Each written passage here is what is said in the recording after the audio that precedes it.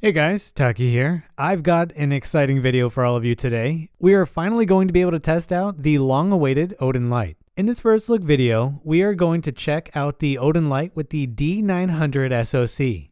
It's been a very long time since I've done anything on the Odin Lite, so let's start off with a recap of the specs of this device. The Odin Lite version of Odin comes with the Dimensity 900 chipset. This is a 6nm SoC with 2 Cortex A78 cores clocked at 2.4 GHz and 6 Cortex A55 cores clocked at 2 GHz. Our GPU is a Mali G68 MC4. I'm not sure about the clock speeds on this, but I will check in the future. My device came with 4 GB of LPDDR4X RAM, and I have 64 GB of UFS 2.1 storage. This device supports Wi-Fi 6, Bluetooth 5.2, and 4G mobile data, and I will be testing that in this video. This device was originally supposed to ship with a 5000 mAh battery, which was already super high for this processor, but we now have a 6600 mAh battery after they did an upgrade across the board. This is going to translate into insane battery life for things like GameCube and PS2.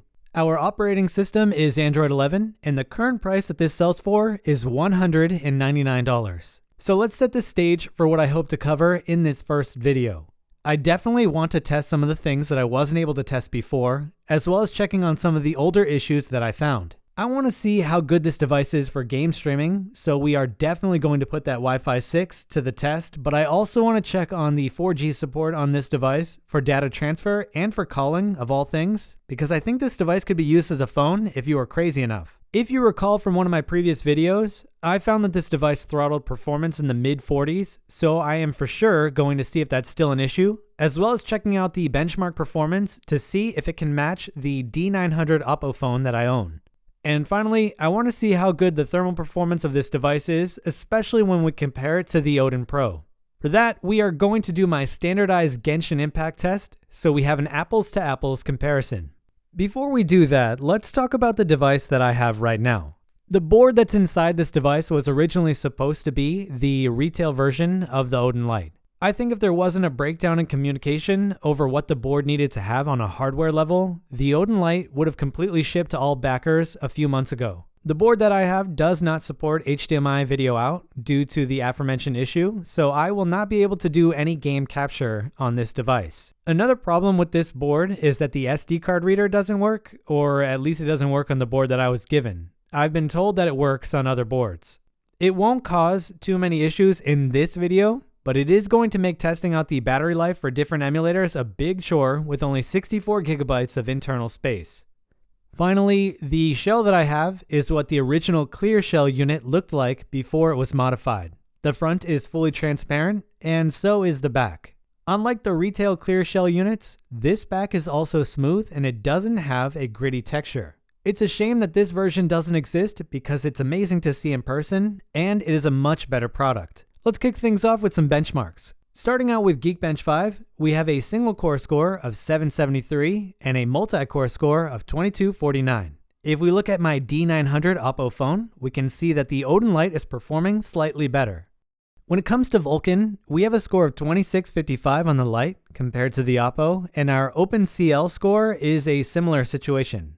Next, we will look at 3D Mark. I have both devices side by side for you to compare. I wanted to make sure to do a benchmark of the write speeds on our internal drive. I don't know if the 128GB version will have faster speeds than this, but my 64GB module was able to get a sequential write speed of 181 MBS and a read speed of 538 MBS.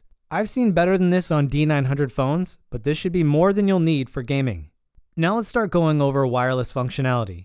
I am going to group Wi-Fi 6 streaming and 4G data in this part to keep things organized. Let's start by going over 4G. There are a few important points that I want to go over while we are talking about 4G.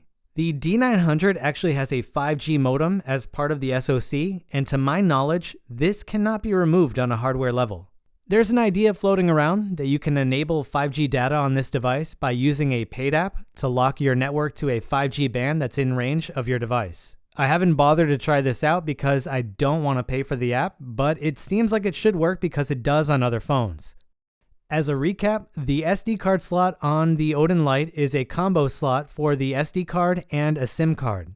It's not that easy to get this out on my prototype, and I'm not sure what kind of changes they're going to make to this on the retail units. I'm going to pop my SIM card into the device so we can test out the functionality. Starting out with probably the funniest thing, you can use this device for calls. The call quality isn't that bad, and I didn't have any issues running through a test call. I don't know how practical this will be, but it can get you by in a pinch. It's probably easier to just text on the device, and this works without any issues. And very quickly, here is a speed test of the mobile data. As many of you know, I've been looking forward to this device because of its good Wi-Fi spec. Let's take a look at the Wi-Fi 6 streaming support using Moonlight. I have this connected to my home Wi-Fi, and the PC that I'm streaming from is connected to the router with an Ethernet cable. Let's start off with Destiny 2. You might be able to notice that there is some slight audio stuttering in this game. I had to load this game up with a VPN on in order to log in, and that is cutting slightly into my network speed. I don't have this kind of problem with Steam Link, but the controls wouldn't work properly.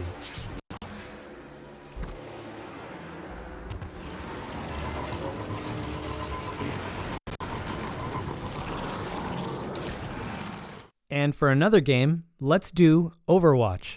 For this game, I switched over to Steam Link because it was giving me the best performance. Unfortunately for my teammates, I played 3 games like this, and everything was smooth.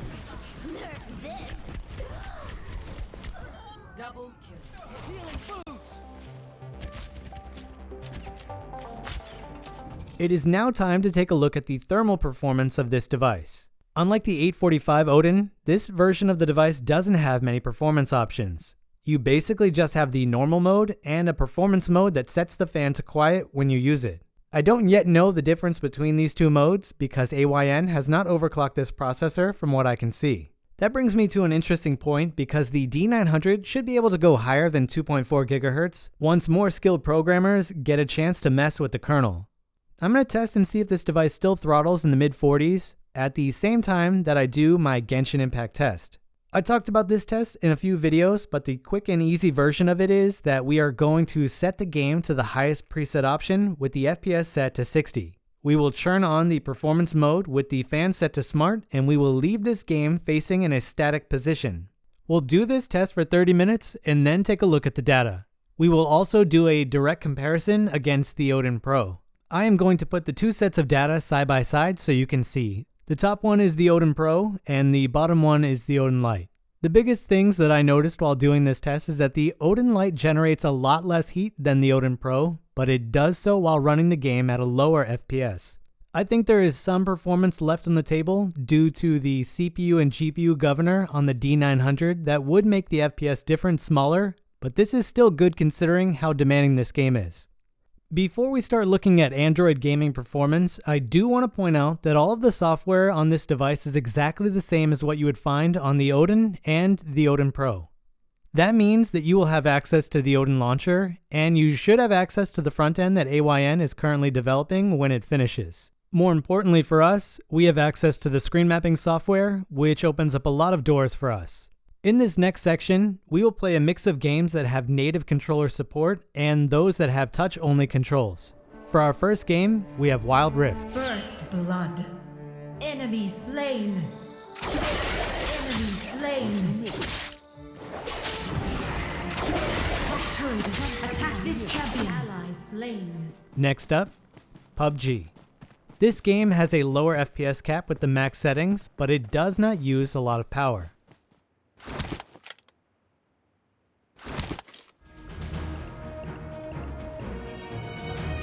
There's a 60 FPS option for us in Call of Duty, and the game runs very well.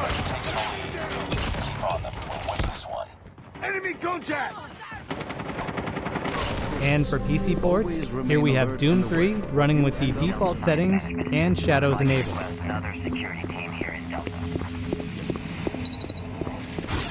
Took your sweet time, Marine. Now, here's the situation. Finally, here is Half-Life 2. And so, whether you are here to stay or passing through on your way to This parts stuff, it's all I have. I'm proud to call 6017 my home. And so, whether you are here to stay or This must be a mistake. I got a standard relocation coupon just like everybody else.